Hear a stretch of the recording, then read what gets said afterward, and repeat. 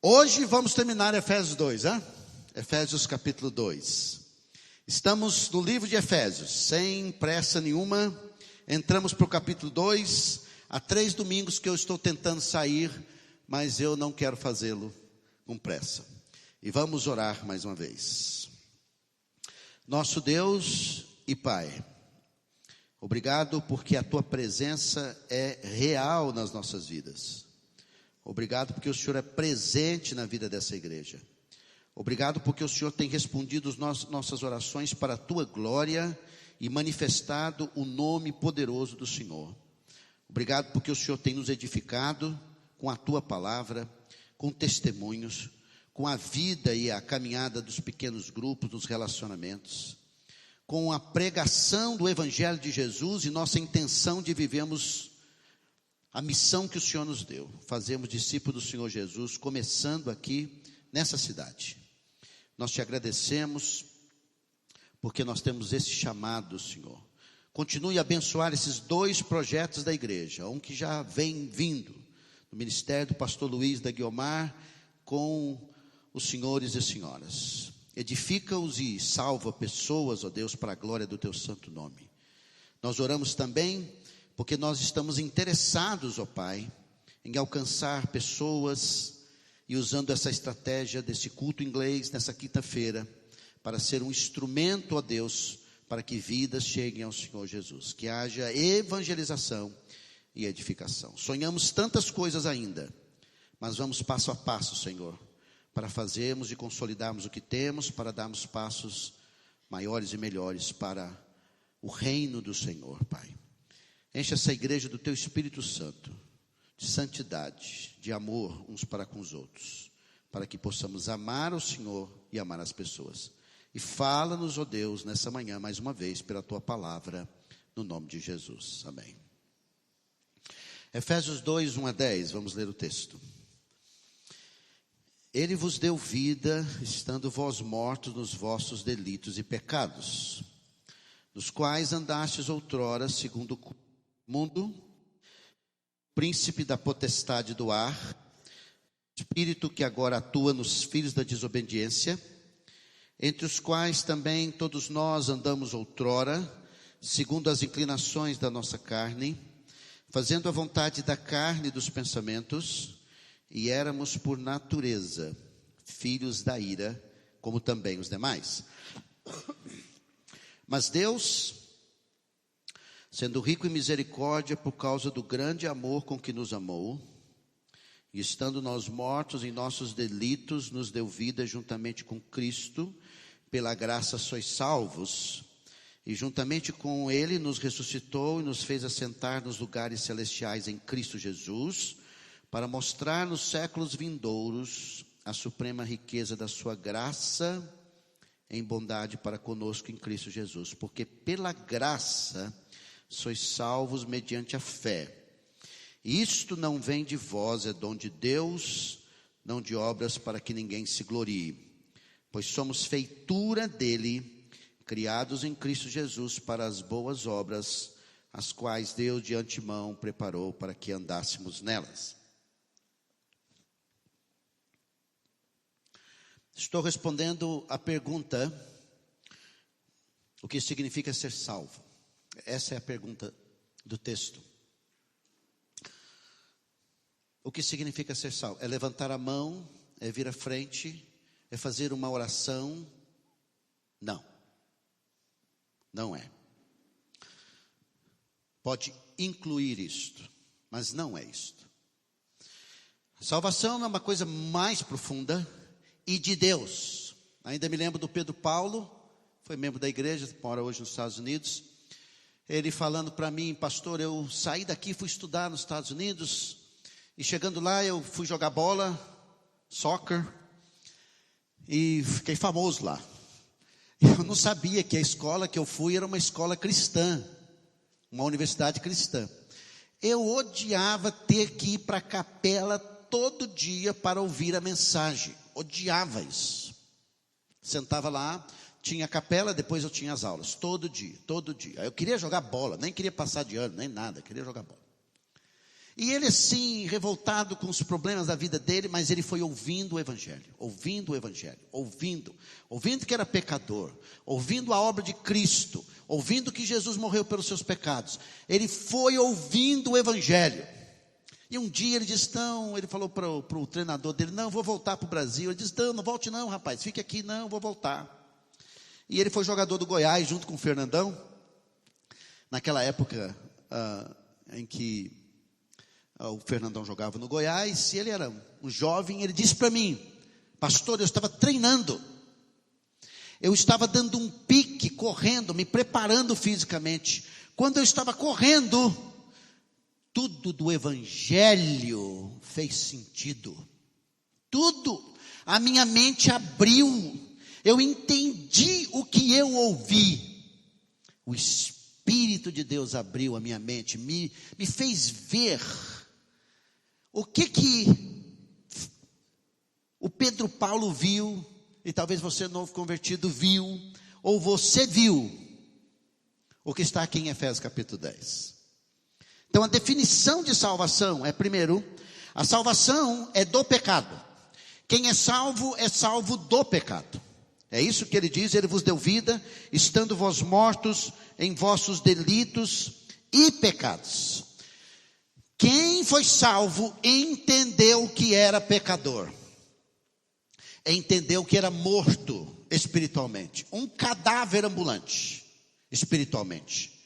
Mas um dia, por meio do Evangelho de Cristo, um dia o Espírito Santo, o Espírito convenceu você do pecado, abriu o seu entendimento. E quando morto, quando ele abriu o seu entendimento, a única resposta que você deu foi Jesus. Eu quero Cristo. Pastor, como é que eu oro pelos meus amigos, parentes, para a salvação deles? Senhor, abra os seus olhos, ponha interesse nos seus corações, porque estão mortos. Você não deveria brigar com as pessoas que não conhecem a Cristo, o seu cônjuge, seus filhos, porque eles estão mortos espiritualmente, eles não têm a mentalidade que você tem. E porque eles não têm a mentalidade que você tem que ter paciência com eles, amor por eles e orar por eles, para que Deus abra os seus corações. Então ele vos deu vida, estando vós mortos nos vossos delitos e pecados. Falei com detalhes sobre isto. Segundo, a salvação não é só do pecado, mas a salvação é do sistema do mundo. Em outras palavras, o dia que você se converteu a Cristo, você diz não ao mundo. Não ao mundo não é só ao mundo, mas o sistema do mundo, o projeto do mundo, a filosofia do mundo, a estrutura do mundo. Isso não tem mais nada a ver comigo. Enquanto você está lá no seu namoro com o mundo, foi criado na igreja, foi envolvido na igreja, está lá na igreja, mas a sua forma comercial é do mundo, a sua forma de falar é do mundo, a sua postura em todas as áreas de pensamento e de atitudes é do mundo. Você não conhece a Cristo. Você ama o mundo? Claro que todos nós podemos ser tentados ao mundo. Se nós não pudéssemos ser tentados ao mundo, apóstolo João não teria escrito em 1 João capítulo 2, versículo 15 a 17, que não ameis o mundo. Tiago não teria dito para nós, em Tiago capítulo 4, que quem ama o mundo é inimigo de Deus. Por quê? Porque o mundo é satanizado. O governo desse mundo está sob o cuidado de Satanás. Está tão forte, e faz muito tempo, que ele enganou a primeira sociedade, para tirá-la de Deus, e levou ao dilúvio. Tão forte para destruir, que levou a cidade de Sodoma e Gomorra a um tipo de sistema moral anti-Deus, que a levou à destruição, por fogo e enxofre, quando Deus tira de lá Ló. É tão forte, que o sistema do mundo é um sistema anti-Deus, de forma tão abusiva, que o próprio Satanás fez o quê? Apresentou o sistema do mundo a Jesus Cristo, em Lucas capítulo 4, em Mateus capítulo 3. Tudo isso te darei, se prostrado me adorares. Nosso problema é que nossa salvação, que deveria ser definida, ela é turvada quando nós amamos o mundo, quando nós estamos envolvidos com o sistema do mundo. Mas nós saímos de lá. Falamos sobre isso também. Terceiro, a salvação é do poder satânico. Versículo 2 diz: segundo o príncipe da potestade do ar, do espírito que agora atua nos filhos da desobediência. O dia que nós fomos salvos, nós fomos libertados do poder das trevas. Ok? Libertados. A Bíblia é tão clara sobre isso. Colossenses capítulo 1 diz que Ele nos tirou das trevas para a sua maravilhosa luz. Nos libertou do poder das trevas. As trevas, em nome de Jesus e no poder de Jesus, não tem mais nenhuma força sobre a sua vida e sobre a minha vida. O pecado que era estimulado pelo mundo, adicionado à sua caminhada sem Cristo, não tem poder para você. A Bíblia diz que você tem que olhar para o pecado e dizer assim: está morto. É isso? Romanos diz isso. Satanás perdeu o poder na nossa vida, mas nós podemos dar poder a ele. Quando a Bíblia diz em Efésios o quê? 4, não deis lugar ao diabo. Não deis lugar ao diabo. Então, se você que deve viver como discípulo de Jesus, não vive no padrão do discípulo de Jesus, você está dando lugar ao diabo. E o diabo só entra onde que você dá lugar. Ele pode te tentar, biblicamente. Satanás pode tentar. Se você acompanhou o Bom Dia na sexta-feira, você viu que tentar não é o problema. O problema é cair na tentação. Tentar não é pecado. Pecado é você ceder a ela. Então, nós não temos mais nada com o príncipe das trevas. Não obstante, ele quer ter tudo conosco. Temos que ter cuidado, temos que ter discernimento, temos que ter visão. Mas eu fui livre desse poder. Fui livre, e livre mesmo. Se eu fui livre do poder do pecado, se eu fui livre do mundo, se eu fui livre de Satanás, eu fui livre. Eu sou chamado filho de Deus, eu sou salvo pela graça. Vamos ver ainda hoje pela manhã. Salvo pela graça, e essa salvação, uma vez adquirida em Cristo, não se perde. Porque você não é simplesmente salvo isolado, você é salvo e colocado na família de Deus. Deus é o seu Pai. Não é isso que João 1,12 diz, que 1 João capítulo 3 diz, e que Efésios capítulo 5 diz. Salvação é a libertação também dos desejos da carne. Capítulo 2, versículo 3, entre os quais todos nós andamos outrora segundo as inclinações da nossa carne, fazendo a vontade da carne e dos pensamentos, e era por natureza filhos da ira, como também os demais. A Bíblia deixa bem claro que nenhuma pessoa, ela é filha de Deus por ter nascido ser humano. Não. Por causa do pecado e na caminhada do pecado, a Bíblia classifica como filhos da ira, filhos da desobediência, filhos do diabo. É muito sério, é? Quando você veio a Jesus, Jesus entrou na sua vida, houve um transporte de filiação. Você foi tirado da filiação satânica e colocado em Cristo.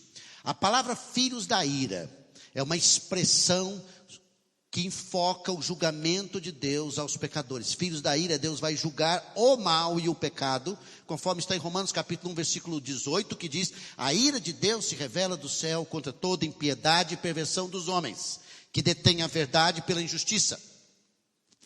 A ira de Deus é demonstrada na Bíblia. A ira de Deus é demonstrada por aqueles que rejeitam a graça e a bondade de Deus. Venha hoje à noite para você ouvir sobre isso. As pessoas dizem assim: não, eu não acredito muito num Deus de ira, mas acredita num Deus bom, hein? Um Deus quase que Papai Noel.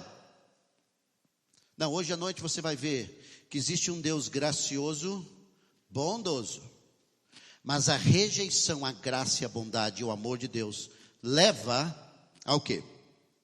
A juízo. Filhos da ira. Vivíamos lá segundo as inclinações da nossa carne, fazendo a vontade da carne, dos pensamentos. Os nossos interesses eram o eu.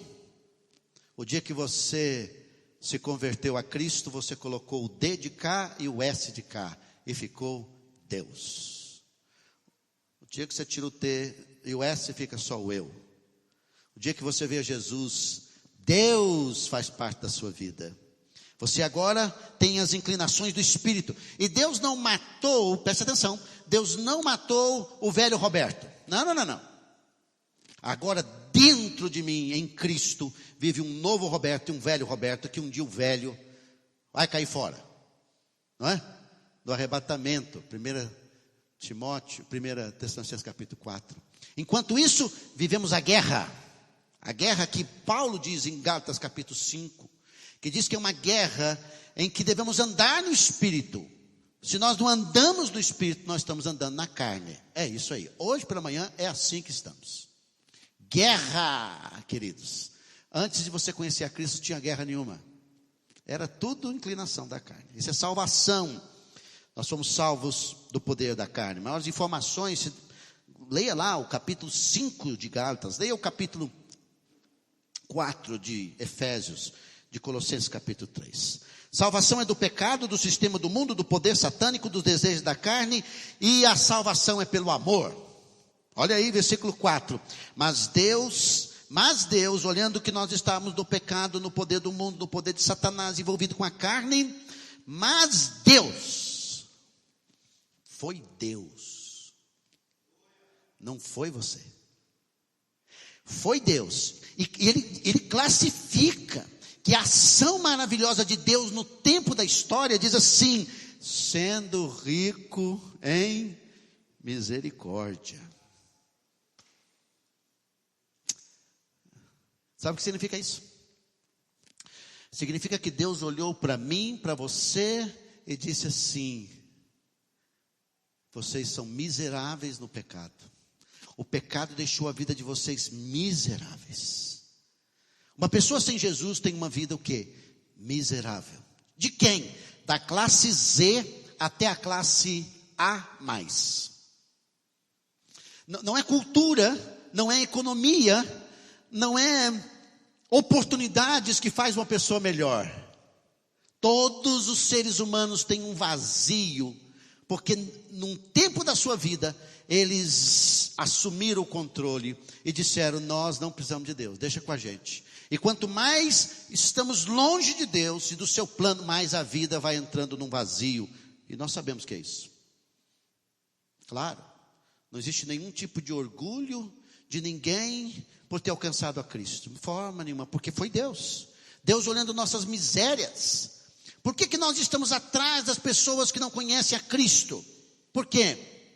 Porque aqui está um bando de miseráveis, todos nós, alcançados pela misericórdia de Deus, ex-mendigos espirituais que vão atrás dos mendigos espirituais para trazer o quê?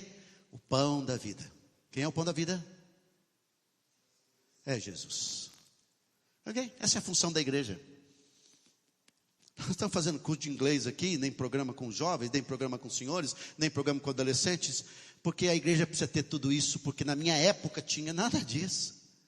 Nós estamos aqui fazendo de tudo para que as pessoas possam ter um encontro com Jesus, para que possam provar do amor e da misericórdia. Se sua vida não pensa nisso, está errado. Hoje pela manhã eu coloquei uma mala desse tamanho. A minha sogra e a Cláudia arrumaram ontem, tinha uma série de folhetos, ficam no meu carro. Não é porque o folheto vai salvar alguém. Não, pastor, não acredita em folheto. É claro, você não dá. Não é? Uma vez, eu fui numa loja em São José dos Campos, entreguei um folheto. Quando eu entreguei o folheto, a menina disse assim: o senhor é quem? Eu digo: eu sou pastor. É mesmo, pastor? Preciso contar uma coisa para o senhor. Eu nunca criei em Deus, nunca fui nada de Deus, mas faz 2 semanas que alguma coisa está me incomodando. Cheguei a sonhar que a minha vida está um vazio, e de repente o senhor chega aqui. Eu podia marcar com o senhor para nós conversarmos? Digo: pode. Marcamos 5 horas da tarde. Nosso culto antigamente era 6:30 lá. E eu comecei a pregar o evangelho para ela. Final da história, a Renata se converteu a Jesus, abandonou o homem com quem ela vivia, amasiado. Esse homem voltou para sua família, se converteu. A Renata conheceu o Emerson, se casou na igreja, se tornou secretária da igreja, tem 2 filhos, está envolvido até o pescoço nas coisas de Deus. Amém? A gente fica pensando em nós, na nossa bênção. O que é isso, queridos? Você tem que ser ousado. Põe uma Bíblia em cima da sua mesa lá. Põe uns folhetos. Eu vou malhar, eu levo tudo que tem na igreja aqui, põe lá. Aí, quando está esvaziando, eu mesmo pego, porque quando está vazio, o cara fala assim, isso aí não é nada. Mas quando está cheio desse tamanho, os caras pegam. A minha academia tem quase 800 pessoas. Eles levam. Não sei o que está fazendo. Vai vir para essa igreja, tenha paciência. Não estou preocupado com isso. Nós estamos preocupados em saber o que vamos fazer com as pessoas. Queridos, todos nós temos atividades aqui. Já orou pelos seus amigos, pelos seus clientes, para que eles possam conhecer a Cristo. Já chegou e dizia assim, Senhor, estou aqui, estou na área. Usa-me, que eu seja o instrumento para a demonstração do teu rico amor e misericórdia. Então é pelo amor. Ele diz, por causa do grande amor com que nos amou. Não é um pequeno amor. A Bíblia diz que salvação é pelo riquíssima misericórdia e grande amor. A palavra rico aqui, terminamos semana passada, falando o quê? Que é a palavra usada para José de Arimateia, riquíssimo. Se era rico amor, é porque nós estávamos em profunda pobreza espiritual. E se é grande amor, se é rico misericórdia, é por causa da nossa grande miséria.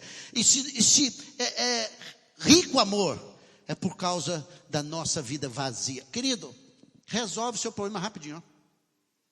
O dia que você sabe que você foi alcançado pelo amor de Deus, você está preenchido, ainda que o pai, a mãe, o cônjuge, o tio, o avô não te deu amor. Pronto, eu tenho um Deus que me ama. Sou alvo do amor de Deus. Acabou suas crises, ó. Ou acabaram suas crises. Sou amado, você não me ama, o problema é seu. Eu sou amado por Deus. Eu vivo esse amor. Que misericórdia. Isso é salvação. Claro que nós temos que reportar para João 3,16, que o amor de Deus é demonstrado em Cristo na cruz do Calvário, quando Ele deu o seu Filho unigênito. E nós deveríamos parar um pouco na vida e meditar sobre isso. Pastor, por que eu tenho que chegar aqui pela manhã? Para você refletir, parar, pensar, porque a sua vida é muito corrida e alguns de nós não temos um tempo. Nós não priorizamos um tempo para estar com a palavra, para ouvir a palavra e refletir na semana. Só isso? Não. A salvação é do pecado, do sistema do mundo, do poder satânico, do desejo da carne, pelo amor. O apóstolo Paulo diz, para a vida. Versículo 5. Estando nós mortos em nossos delitos, nos deu vida juntamente com Cristo. Nós éramos mortos.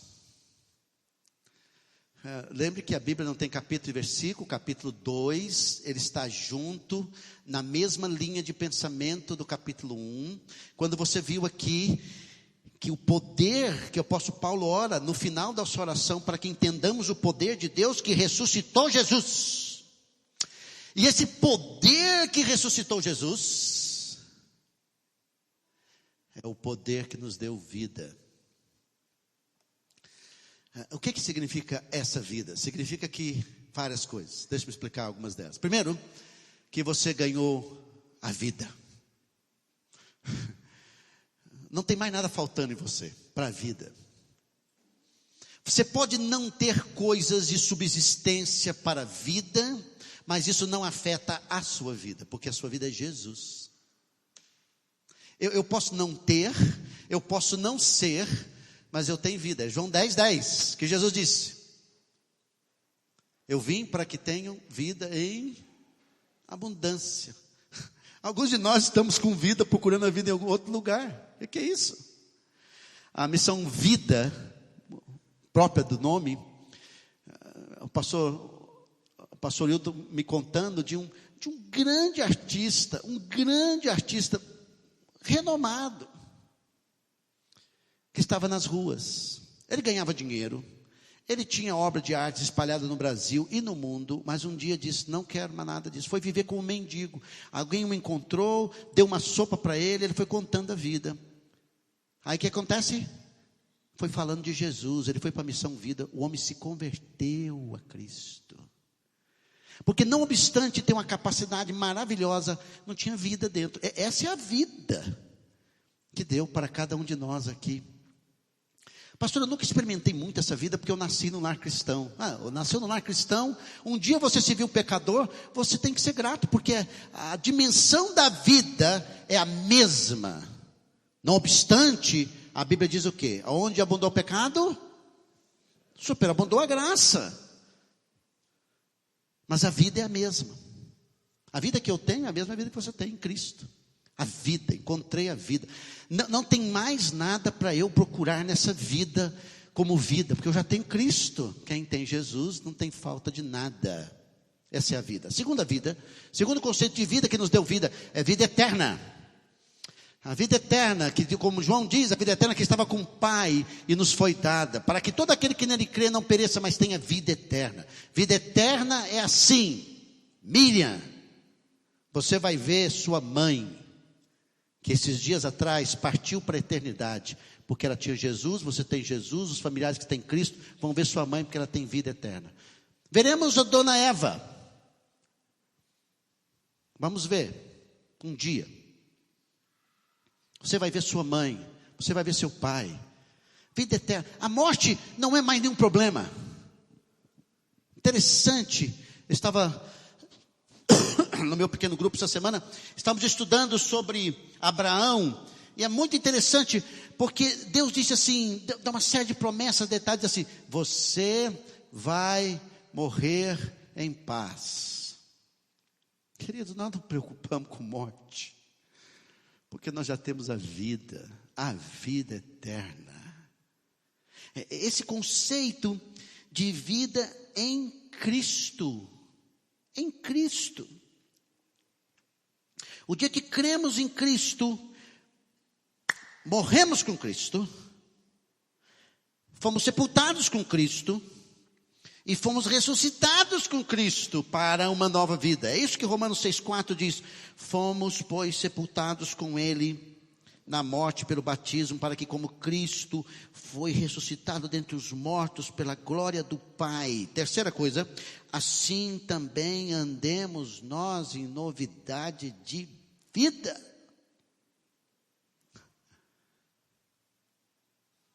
Então eu vivo a vida de Jesus como esposa, como marido. Eu vivo a novidade de vida em tudo.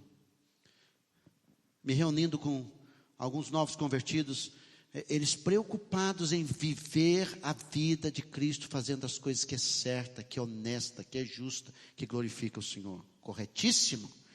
Essa é a terceira, esse ponto.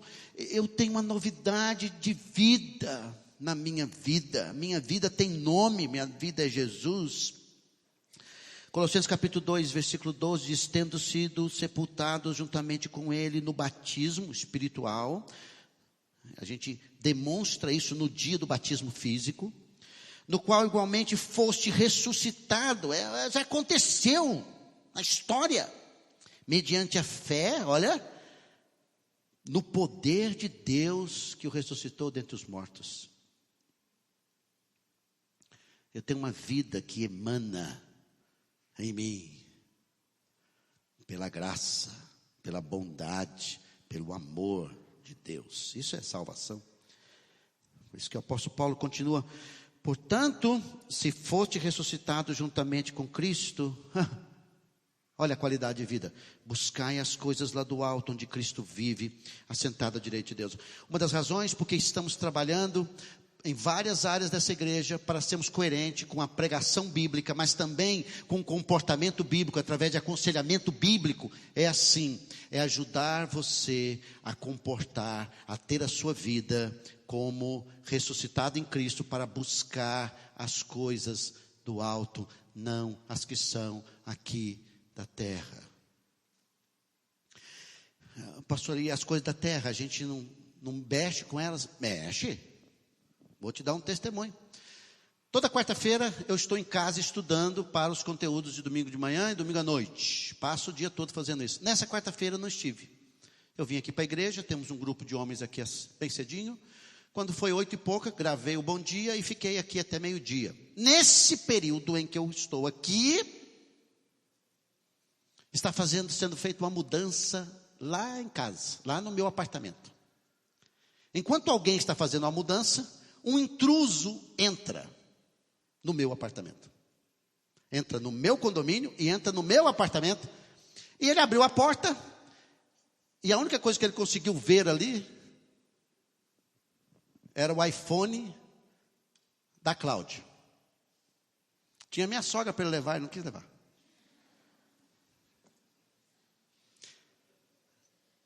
Aí as câmeras do sistema foram mostrando como ele entrou, foi mostrando como ele subiu, foi mostrando como... Só não mostrou como ele entrou no nosso prédio, porque lá no nosso prédio, porque não tem uma câmera lá no corredor. Nós vamos ver essa possibilidade aí. E depois mostra ele saindo do prédio e indo embora. Muito bem. Aí perdeu ou foi roubado? A Cláudia tinha convicção que foi roubado. Então o que é que nós fizemos? Se foi roubado, é um sistema que dá para você, se ele ligar o celular, você consegue com outro celular saber onde que ele estava. E quando deu 4h da tarde, nós descobrimos onde a pessoa estava. Ligamos para o pessoal da igreja aqui, que é da Civil, e eles me deram orientação, e apareceram 2 policiais à paisana lá da Civil. E eu estava lá, na quarta-feira à tarde, a 30 segundos do cara. Mas não sabia quem era. Não sabia, também não podia fazer uma coisa errada. O rapaz da Civil chegou e disse, vamos ver se achamos ele aí, tal. E final da história, fiquei lá mais ou menos umas 3 horas, orando, conversando, olhando, e o rapaz desligou o celular. Bom, desligou o celular e nunca mais atendeu na quinta-feira. A Cláudia disse assim para mim assim, não é o celular, é o conteúdo do celular. Tem muitas anotações, tem muitas fotos, eu estou triste por causa disso, não pelo celular em si. Mas ela falou assim, amor, vou fazer o seguinte, eu vou lá na região. Eu digo, amor, protegendo a esposa, eu não mexe com isso não. Não, vou lá. Eu estava orando aqui, Deus colocou no meu coração. Aí ela foi, colocou o 38 dela, a metralhadora. Não, estou brincando. Aí ela foi lá na região. Aí chegou lá, abordou uma pessoa e disse assim, um lavador de carro, né? Um rapaz, lavador de carro. Ei, você não conhece uma pessoa que comprou aqui um celular recentemente? Não, essa semana? Ele disse, eu comprei. Você comprou o quê? Comprei um iPhone. É mesmo. O rapaz passou aqui e me vendeu por R$50.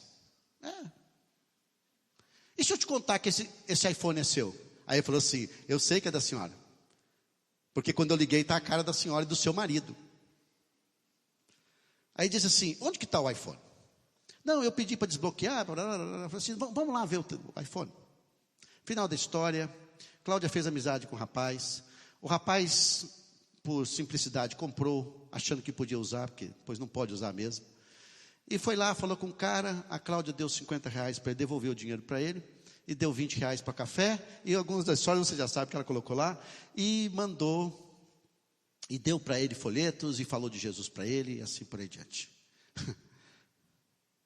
A gente vive a vida perdendo iPhone, perdendo dinheiro, perdendo tudo. O que nos interessa na vida? Achar iPhone, achar o que perdemos? Não, interessa glorificar a Deus com a vida. Quando estamos desempregados, empregado, quando perdemos, quando roubamos, como assim por aí diante. Ao invés também de nós fazermos um estardalhaço dentro do prédio e acusar, não, nós chamamos os gerentes do condomínio e apenas apresentamos o perigo para o condomínio, para a gerência da pessoa. Não vamos tirar ninguém aqui, mandar ninguém embora, porque não, eu acho que precisa de um treinamento melhor para evitar isso, que alguém pode vir armado e assim por aí diante.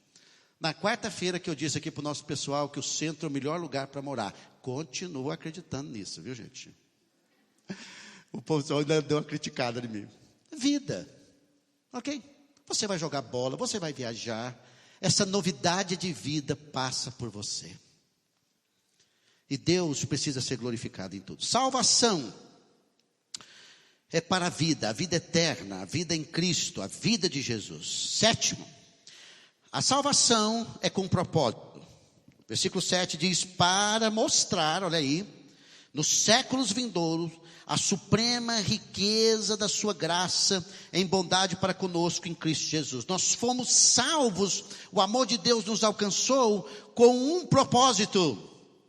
O amor de Deus, ou a pessoa de Deus, que inclui sua misericórdia, o seu amor, a sua bondade, a sua graça. É Ele fazendo esses 4 ângulos chegar na nossa vida. E quando chega a nossa vida, que é a salvação, o que Deus fez? Pega o Cláudio. O Cláudio representa todos nós aqui. E diz para o Cláudio assim: Cláudio, em toda a eternidade, quando nós estivermos juntos, você e todo o povo de Deus, os santos anjos, Deus Pai, Deus Filho e Deus Espírito Santo, vai mostrar para todo mundo que o Cláudio é um representante da riqueza e glória de Deus.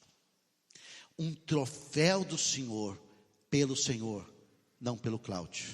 Não é o Cláudio que entra pelo céu por cantinho. Não é o Cláudio que se esforça para isso. Mas é a graça de Deus que vai revelar, demonstrar o Cláudio como instrumento da graça, misericórdia, bondade e amor de Deus por toda a eternidade. Para que Deus seja glorificado, porque o Cláudio está na presença de Deus eternamente por causa de Cristo Jesus. Onde você ouviu Cláudio, você ouve Roberto e você coloca seu nome. Para mostrar nos séculos vindouros a suprema riqueza da sua graça e bondade para, põe seu nome aí na Bíblia, para o Roberto. O que significa isso? Significa que a salvação tem um propósito. A glória de Deus, a honra do nome do Senhor, a sua misericórdia. Quando nós vamos nos ajoelhar, quando nós vamos nos prostrar diante do Senhor, e nós vamos dizer: ó Deus, muito obrigado, porque foi tudo por causa do teu grande amor, quando deu o seu Filho Jesus na cruz do Calvário, e o seu sangue derramado, quando ele foi o alvo da ira de Deus, para que a minha vida, os meus pecados pudessem ser lavados, para eu estar na presença do Senhor eternamente. Louvado seja Deus, Deus toda a glória. Esse é o propósito. Ele vai mostrar. Ele vai mostrar. Onde é a nossa pátria, queridos? A teologia da prosperidade, aquela que você ouve na televisão, que você ouve, né? Você não contenta com comida boa. Você gosta às vezes de lixo. É lixo. É lixo porque parte dessa comida, ela é voltada para o seu eu. Não é voltada para Deus. Ela diz assim: você é o centro. Você precisa da bênção. Você precisa ter todos os seus problemas resolvidos nessa terra. Acorde. Isso não existe.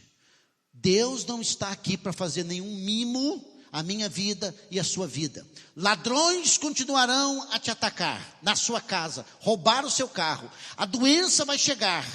Mas a pergunta de Deus é o seguinte: você crê que em Cristo você já tem a vida, mesmo não tendo ou perdendo coisa dessa vida? Você crê nisso?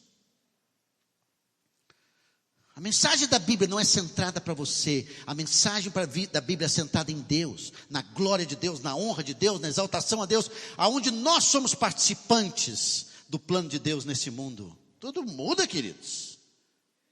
Tudo muda. Alguns de nós, quando pensamos sobre a pátria celestial, nós precisamos arrumar uns hinos para cantar sobre isso, e música para cantar sobre isso. A nossa vida está no céu. O apóstolo Paulo diz assim, Filipenses 3:20, pois a nossa pátria está nos céus, de onde também aguardamos o Salvador.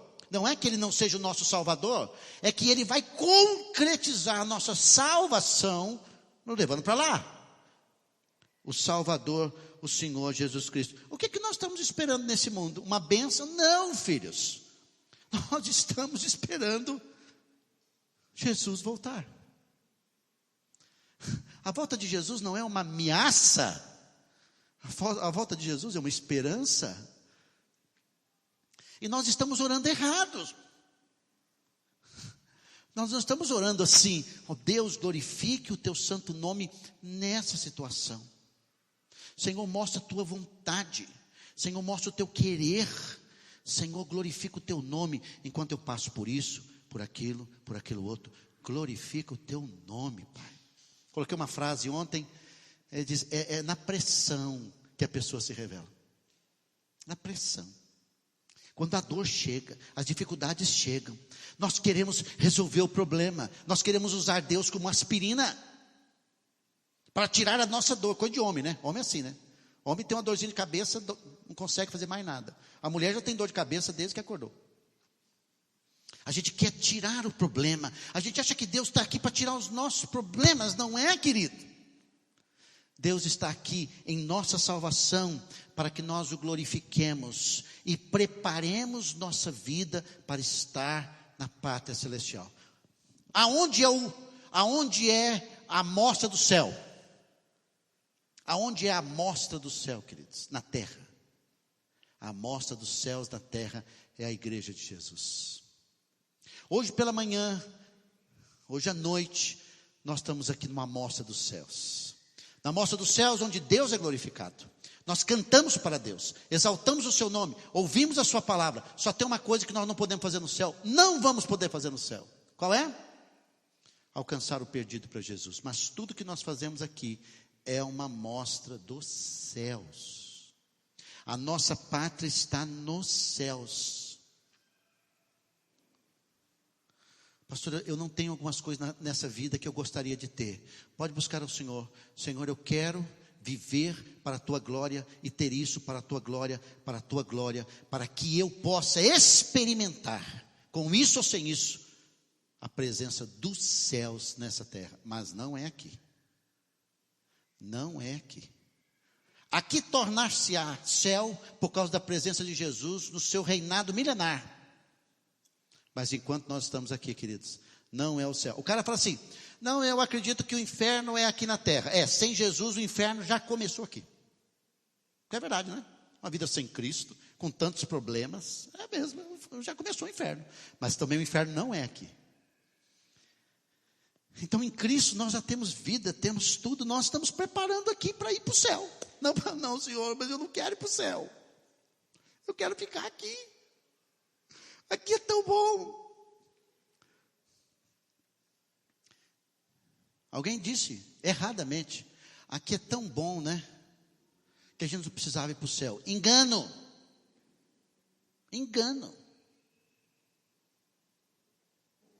Pastor, eu quero ir para o céu, mas se o senhor quiser passar na minha frente, na fila, eu estou deixando. Tem isso, né? Isso mostra o tanto que nossa vida está centrada em nós, sem visão. Salvação tem um propósito. Colossenses capítulo 3.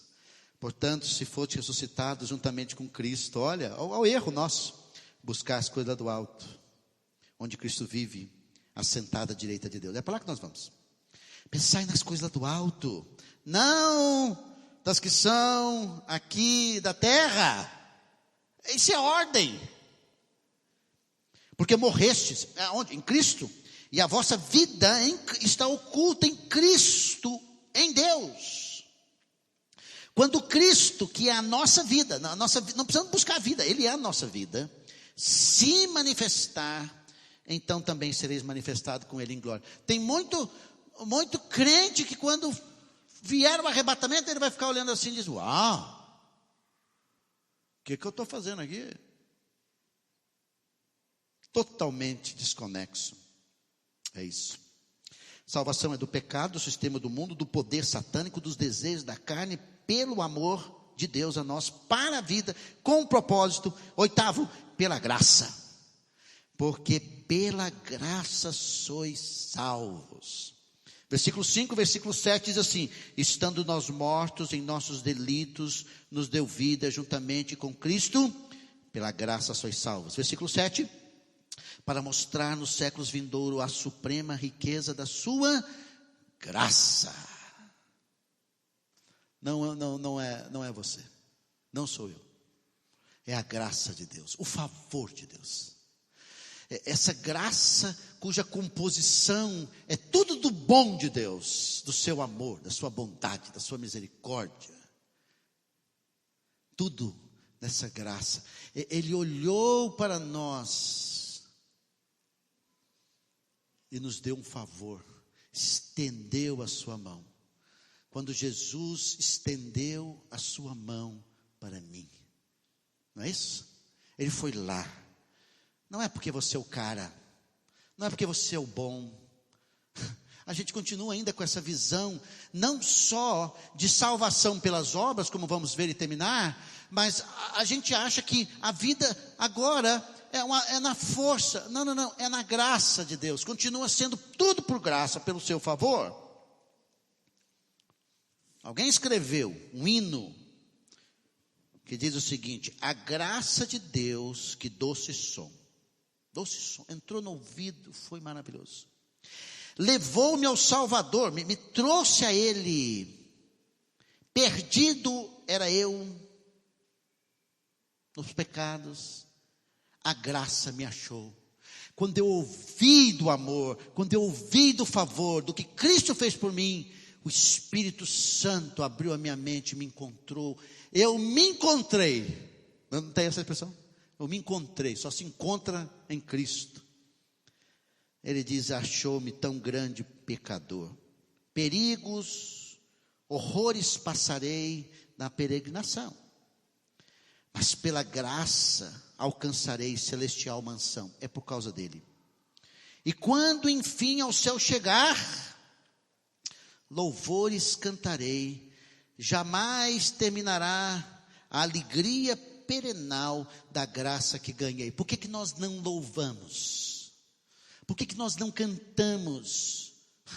Que a gente não entende a graça. A gente sempre acha que Deus está nos devendo alguma coisa. Querido, Deus não te deve nada. Nada. Que eu estou brigado com Deus, você é um ignorante. Que eu estou chateado com Deus, você é um ignorante duplo. Ok? Deus não te deve nada. Tudo é pela graça do Senhor. Tudo é para nós dizer obrigado, Senhor. Obrigado, Senhor. Você não é o centro. Eu não sou o centro. Nós não somos o centro. O centro é esse Deus gracioso. Amém. Dizer amém é forte na situação dessa. Pastor Luiz, não tem ninguém aqui na história de tanta graça como a vida do pastor Luiz. Você conhece um pouco da vida dele. Alguns de nós nos achamos demais, queridos. Nos achamos. Dizendo para Deus assim: eu não mereço isso porque eu faço devocional. Eu agora estou lendo até o Bom Dia. Eu venho nos cultos. Eu faço tanta coisa boa para o Senhor, eu te sirvo, e o Senhor não faz nada para mim. Nós não falamos isso porque não temos coragem.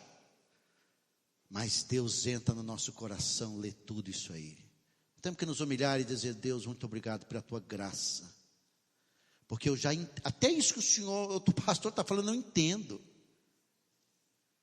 Nos humilharmos diante de Deus e dizer: Senhor Deus, já tenho tudo o que eu preciso no Senhor, louvado seja o teu nome.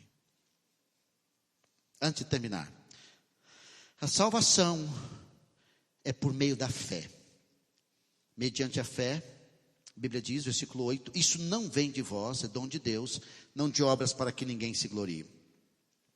Somos salvos pela graça, mediante a fé. A nossa parte do processo é crer. Mas enquanto nós vamos crer, o texto diz assim: essa fé que você creu não veio de você, foi Deus que te presenteou. Você está vendo que é tudo Deus? Deus te deu a fé. Pastor, quando é que eu conheci a fé? o Espírito de Deus foi trabalhando na sua vida e te levou a ouvir a palavra, porque Romanos capítulo 10 diz que a fé vem pela ouvir a pregação da palavra de Cristo. O problema com esses sistemas religiosos, evangélicos, atuais da prosperidade, eles não falam de Jesus como Senhor e Salvador e da necessidade de Cristo. Ok? Onde não se fala da necessidade de Jesus Cristo como Salvador e da necessidade de crer nele, isso não vai produzir o propósito de Deus. Você ouve, o Espírito usa a palavra da forma como Ele quer, Ele lhe convence do pecado e você crê. A Bíblia diz, por essa fé. Fé, dom de Deus. Salvação é pela fé, um presente de Deus. Versículo 9, não de obras para que ninguém se glorie. Ninguém fabrica a própria fé. Ninguém fabrica a fé que alcança a graça de Deus e produz salvação. Não, é tudo Deus. Deus, por sua graça, leva você a ouvir a palavra. Ele lhe convence de dando fé. Você abre os seus olhos e você crê. Não é por obras, não é porque você mexeu, não é porque você fez. Fez nada. Exemplo de Abraão, veja, Hebreus 11:8 diz assim: pela fé, Abraão, quando chamado, obedeceu. É uma coisa simples. Toda pessoa que é salva, ela obedece. Ela quer obedecer, como Abraão. Romanos 4:1 em diante. Que pois diremos ter alcançado Abraão, nosso pai, segundo a carne? Porque se Abraão foi justificado por obras, tem que se gloriar, porém não diante de Deus. Pois que diz a Escritura? Abraão creu em Deus, isso foi imputado na justiça, para a sua justiça. Quando a pessoa crê, ela toca a salvação. Deus abre o seu coração. Mas você já viu a vida de Abraão? Lembra de Abraão? Capítulo 11 diz que Abraão era lá da família de Terá, morava na Babilônia. Capítulo 12 diz que Deus falou com Abraão: sai da sua casa, da sua terra, da sua parentela, vai para a terra que te mostrarei, e te farei um grande nome e uma grande nação. Em ti serão benditas todas as famílias da terra. Em Gálatas capítulo 3, versículo 9, diz que a bênção para todas as nações veio por causa de Cristo. Por isso que Jesus disse: ide por todo mundo fazer discípulos. A bênção de Abraão está em todas as pessoas que creram. Mas foi Abraão que foi atrás de Deus? Não. Foi Deus que foi atrás dele. E quando Deus se apresenta diante dele, o que ele faz? Ele creu, ele deu passo e foi embora. Então continuamos pregando o evangelho, continuamos ensinando sobre Jesus, continuamos. Aqueles a quem o Espírito mover, o Espírito vai fazer a obra, vai se converter, vai vir a Cristo. Vida. Terminando. A salvação é para as boas obras. Olha o texto. Pois somos feitura dele, criados em Cristo Jesus para as boas obras, as quais Deus de antemão preparou para que andássemos nelas. Enquanto as boas obras não salvam, presta atenção, as boas obras evidenciam. As boas obras não podem salvar, mas as boas obras evidenciam a salvação. O que significa isso? Que eu e você temos que ser neste mundo iguais a Jesus. João 15:8 diz assim: nisto é glorificado meu Pai, em que deis muito fruto, e assim vos tornarei meu discípulo. Nós temos que dar fruto, moçada. Ok? Temos que agir. Temos que agir em fruto de santidade, de pureza, de dedicação, de serviço, de compromisso com Deus. Nós temos que servir ao Senhor. Nós temos que evangelizar. Estou devagar montando um projeto para a nossa igreja, que vamos discutir com evangeliação, vamos discutir com nossa liderança, mas a hora que nós pularmos para dentro como igreja, queridos, o meu alvo é mega. Nós queremos transformar um bairro com poder e a palavra de Jesus e com tudo que nós podemos de boas obras. Ok? Escola, família, criança, consultório médico, seja lá o que for. Ok? Boas obras. Coração generoso, boas obras. Olha, Atos 10:33. Como Deus ungiu Jesus de Nazaré, com o Espírito Santo e com poder, o qual andou por toda parte, fazendo o quê? O bem. e curando todos os oprimidos do diabo, porque Deus era com ele. Fazendo o quê? Fazendo bem. Ontem eu falei num casamento, e a cerimonial do casamento, já estive com ela em outra oportunidade. Eu perguntei para ela assim: como está a sua saúde? Ela disse: pastor, estou fazendo quimioterapia. Eu disse: orando por você. Ok? Não sei muito da vida dela, mas vou orar por ela. Já estou orando por ela. A gente tem que ser como Jesus em tudo, queridos. Na bagunça dessa política brasileira, nós temos que ser como Jesus. Temos que ser como Jesus no trânsito. Nós temos que ser como Jesus no trabalho, nas transações comerciais. É inadmissível que você, seguidor de Jesus, continue agindo nas áreas da sua vida como um mundano. Por isso que o evangelho não tem poder. Não tem poder por causa de você. Porque as pessoas não enxergam você como uma pessoa diferente. Ok? Você sabe o que impacta uma pessoa? Não é a pregação, queridos. Ela tem uma parte. Mas o que impacta uma pessoa é uma pessoa que veio a Cristo e a vida foi transformada. A vida foi transformada. A gente continua do mesmo jeitinho. Alguns de nós estamos do mesmo jeitinho. Eu disse assim: não consigo ser um bom marido, que é boas obras, boa esposa, bom filho. Não consigo, não. Eu não quero. Vamos colocar a palavra certa. Eu fico muito feliz quando eu vejo as pessoas lutando para ser aquilo que Cristo quer que elas sejam. Boas obras. Não é só boas obras para fazer o bem para os outros, é também. Não tenho tempo, mas deixa-me terminar com Gálatas 6,10. Por isso, enquanto tivermos oportunidade, olha aí, façamos o bem a todos, mas principalmente da família da fé. Vai fazer o bem para todo mundo. Fazer o bem. Eu coloquei na minha página no Facebook, depois abra lá, ou abra no YouTube, onde você quer. Um Banco do Canadá. Achei aquilo tremendo. O Banco do Canadá prestigiou os seus clientes mais antigos. Os funcionários ouviram os clientes, da maneira que os clientes chegavam, o caixa eletrônico ia falando com os caras. Aí o menino estava feliz, ele disse assim: eu quero uma coisa para a minha vida.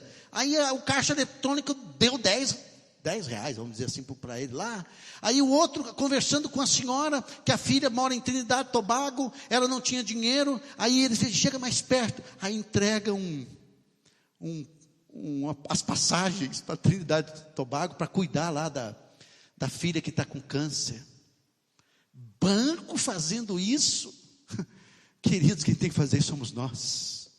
Saia daqui, vai fazer alguma coisa. Vai passar na casa da sua tia, vai passar na casa de alguém que está doente. Vai ficar um tempo, vai conversar, vai fazer um cheque. Abençoar alguém, tenha paciência. A gente se converte e abandona todo mundo. Não é? Termino dizendo o seguinte. É para terminar, mas eu estou empolgado. Nós vamos fazer aqui vários pequenos grupos de evangelismo. Vamos abrir casas aqui, o pessoal vai ser treinado para abrir lar, para ganhar pessoas para Cristo. Você vai aprender a tirar o seu linguajar cristão, aquelas coisas que a gente usa aqui como igreja, né? A gente tem uma cultura, né? Quando a pessoa chega aqui, no nosso meio, a primeira coisa é ter uma cultura, ter um vocabulário. Nós vamos fazer de tudo para termos lares, para alcançar pessoas para Cristo. Manda um WhatsApp para mim: pastor, eu quero estar na SPG aí, eu quero abrir meu lar. Por quê, queridos? Eu quero que as pessoas entrem lá dentro de casa. Eles entram. Tenho amigos aqui, pessoas que nós estamos evangelizando lá na minha casa. Eles chegam lá, vê como eu trato a Cláudia, como eu sou um cara alegre, torcedor de São Paulo. Amém. Subindo. Hoje o Cruzeiro vai ver que é a fera. Muito bem, continuando. Fluminense não sei onde é que está, pastor, fazer o quê? Mas a gente tem que amar todo mundo. Ok, conversa, brinca, fala. Mas a hora que nós falamos de Jesus. Ok? Você tem que abrir casa suja. Tem um punhado de coisa que acontece. mas porque a gente quer ganhar as pessoas para Cristo. Boas obras. Sai daqui para fazer alguma coisa hoje em nome de Jesus. Vamos ficar em pé, vamos orar.